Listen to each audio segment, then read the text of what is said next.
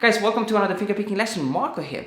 In this video, I'm going to show you how we can play chords in a different way.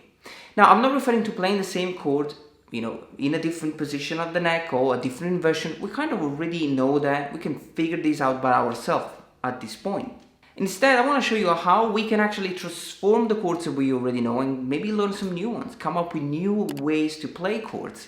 Now, the first approach I'm going to show you is the same bass note for different chords. This is called a slash chord, for example, a D minor over A or E7 over A. Just playing an E7 chord but with the A on the bass. A beautiful approach. It will definitely transform the way you play chords. And then I'm going to show you how to play chords with that same voicing, which is going to make the whole chord progression less busy and really cool and creative to play. Now we're going to take it step by step. I'm going to play a lot of melodic examples. Check my Patreon page if you want to download the tab, and subscribe to this channel if you want to keep up with all the upcoming lessons. Now we're going to have a close-up, we're going to grab my guitar, and we're going to get started. Enjoy this lesson, guys. Playing different chords with the same bass note is just an awesome way to transform the chords that you already know, even basic chords. Let's say that we're playing a chord progression such as A minor, D minor, E major or E7, and back to the A minor.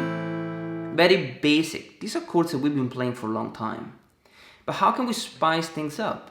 We're going to keep the same bass note A. So we're going to keep the same root note for each chord.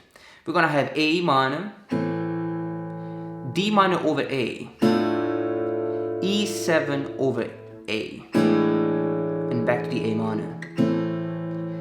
Now, as you can see, by just changing the bass note, we're making the chord progression more classical. It sounds way more dramatic and less basic.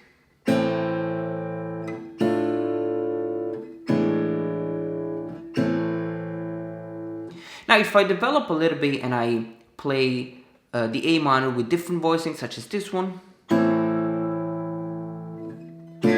D minor, E major, A minor. This is even more classical and more dramatic. The A minor that I'm playing here is just 2, 5, and 5. It's pretty stretchy. Then the D minor triad up here. You have 7, 7, 6. D minor slash A. And the E major. Just an E major triad. 6, 4, 5. With the A on the bass. If I add this short melody.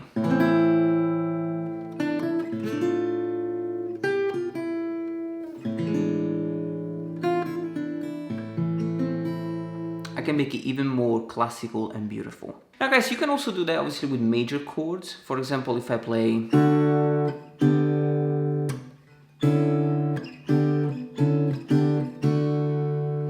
now I'm playing just D major, G, and A, G, A, G, D.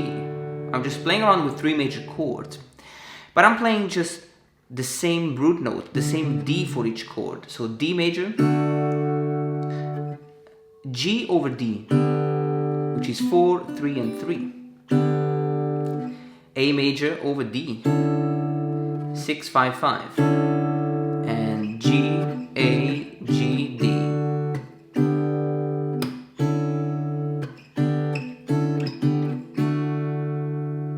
A beautiful example could be done in E major.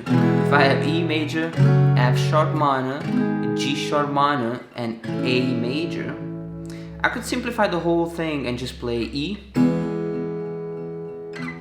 F sharp minor over E, G sharp minor over E, A over E.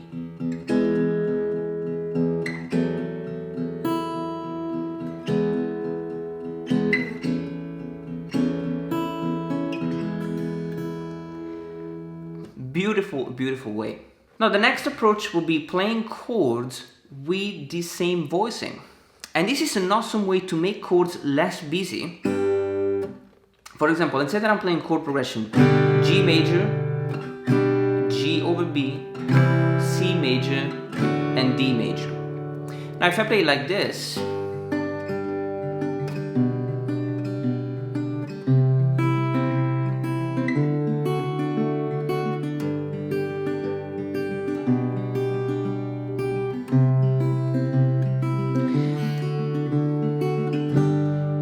can see there are a lot of different voicing. Okay, so G has this voicing, G over B has this voicing, C has a different voicing, D has different voicing. So the chord progression is beautiful, but it's also really busy. You can simplify that by keeping the same voicing for each chord. And you obviously have to have a note that matches with all the chords. For example, the B string fret number 3 here.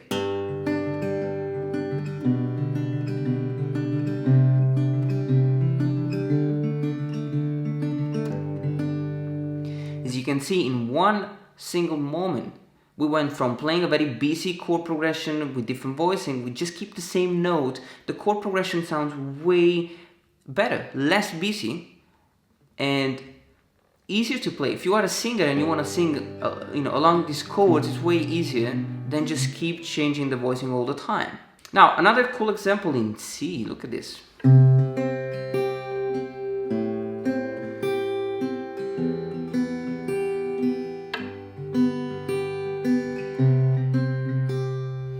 Now I'm keeping the E string fret number 3, and for the C,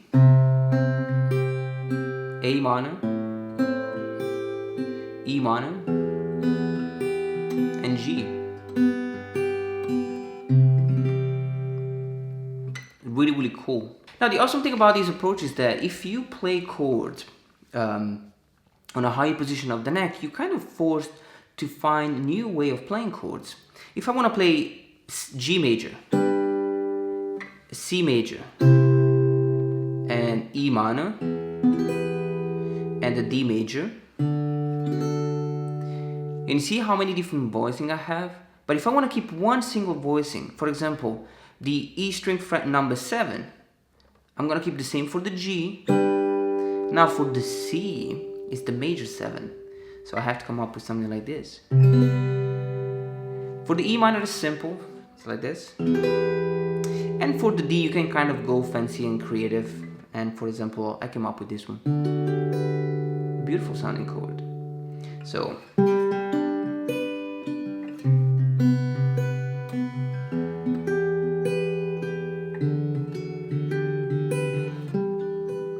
So I'm playing the G like 5, 7, and 7. And then the C is just the low E string fret number 8 and the E string fret number 7. You can play the G and the B string open. Beautiful C major 7 chord. E minor is very simple, just 9, 8, 7. And the D I went a little bit more fancy. And I'm playing the fret number 11, 8, and 7. Now guys, look at this example, very simple example.